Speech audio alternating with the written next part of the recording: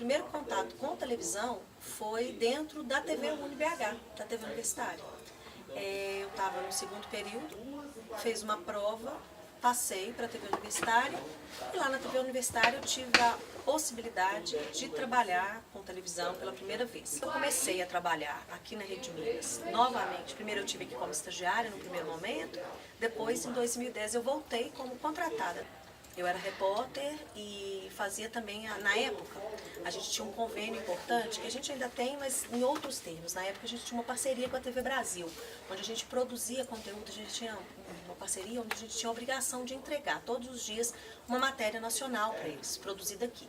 E a gente tinha um caminhão de externas, de um link ao vivo, que era da TV Brasil, que ficava aqui à disposição da TV Brasil. Então aí, nesse período, eu fui convidada para ficar sendo repórter de rede, no período da tarde, porque tinha um repórter de rede que era o responsável pela manhã para fazer as matérias nacionais.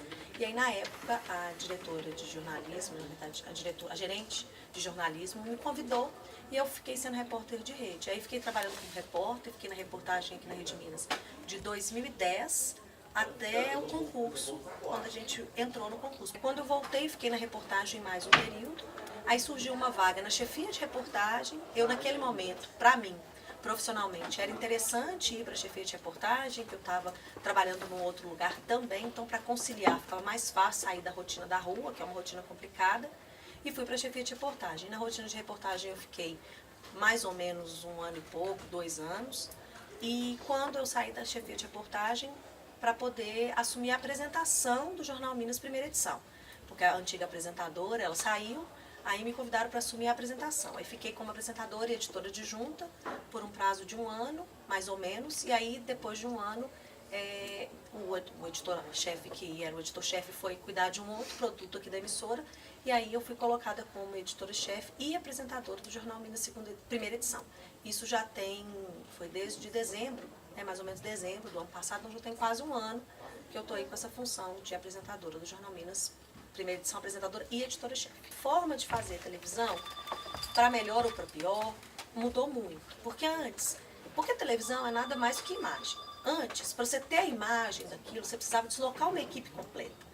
Hoje em dia, um cidadão que está passando naquele lugar, ele faz uma imagem de um acidente, de um factual, e talvez, como ele está passando naquela hora, naquele lugar, ele tenha o registro do fato, do factual, muito melhor do que talvez uma equipe que vá depois. O que a equipe que vá depois ela tem obrigação hoje? De repercutir. Né? O fato pelo fato, as câmeras dos celulares registram a todo momento. Então, isso mudou muito com relação a minha forma de fazer. Porque quando eu comecei no jornalismo de TV, a gente não tinha, os celulares mal tinham câmeras para tirar foto, eu acho. Assim.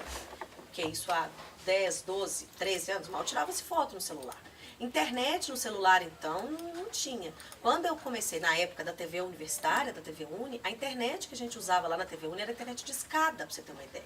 Então, assim, essa tecnologia, ela veio de uma maneira muito até rápida dentro da TV. Edição, por exemplo, a gente cortava, a gente fala corte seco, porque era uma máquina onde era fita, a gente girava a fita. A gente tinha fita para gravar. Então, quando eu era repórter, a gente saía para fazer uma matéria, aquela coisa de errar a passagem várias vezes, e regrava, a gente não gostava, porque o cinegrafista ia gravando 1, 2, 3. Quando chegava na ilha, o editor ia assistir o material e via lá que você tinha gravado 15 tentativas. Hoje em dia você pode errar 1000 vezes, o cinegrafista apaga, deixa uma só.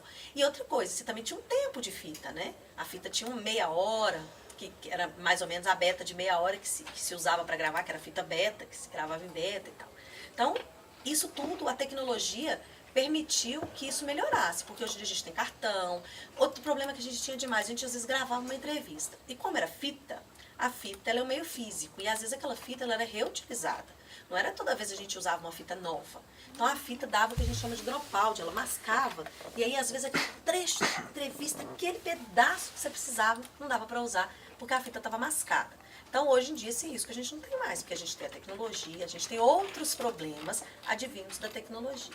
E o modo de fazer, como eu estava falando no início, o modo de fazer a televisão mudou. Porque a imagem hoje eu recebo pelo WhatsApp, eu recebo de várias formas. Porque o grande diferencial e que eu falo hoje, a gente tem que ter cuidado de checar a informação. Porque como a informação vem de vários lugares e várias fontes diferentes e fontes secundárias, nem sempre a informação de um acidente vem oficialmente da polícia ou do corpo de bombeiros. Muitas vezes ela vem de um cidadão que passou. Então essa não é a fonte primária da informação. Então isso também é complicado. Então hoje em dia a preocupação do fazer, de checar o fato é muito mais importante. Né? O contato, a gente, desde a época que se criou o celular, né, as equipes já saem com o telefone. Antes do telefone, eu acho que tinha rádio, então esse contato da redação com a equipe de reportagem sempre foi muito presente. Só que era tudo por telefone. Para passar um texto, por exemplo, o texto a gente escrevia à mão e eu passava o texto por telefone com o editor. Ligava para a redação e o editor, eu falava, lia o texto para o editor falava, conserta isso, conserta aquilo. Era diferente. Hoje em dia você manda o texto pelo WhatsApp para o editor. Né? Você consegue digitar no seu celular. Então, quando eu comecei na reportagem, não era assim. A revolução tecnológica na comunicação, principalmente no jornalismo de TV, ela é uma realidade que eu acho que cada vez maior. Eu acho que a gente avança, acho que de 6 em 6 meses, ou de um ano para o outro, a gente começa a ter acesso a coisas tecnológicas ligadas à informação com muita velocidade, muito rápido.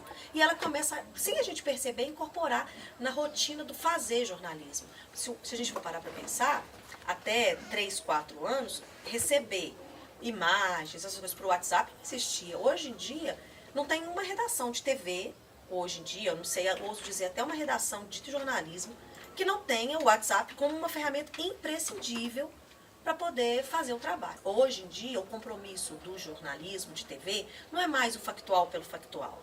Então, eu não elimino uma equipe, eu elimino uma equipe para fazer o factual pelo factual. Agora, uma equipe para discutir determinadas coisas, para trazer um pouco mais de relevância para aquela informação, eu acho que a gente precisa hoje muito mais. Então, eu acho que o desafio hoje de ser jornalista de televisão é saber ir além do factual.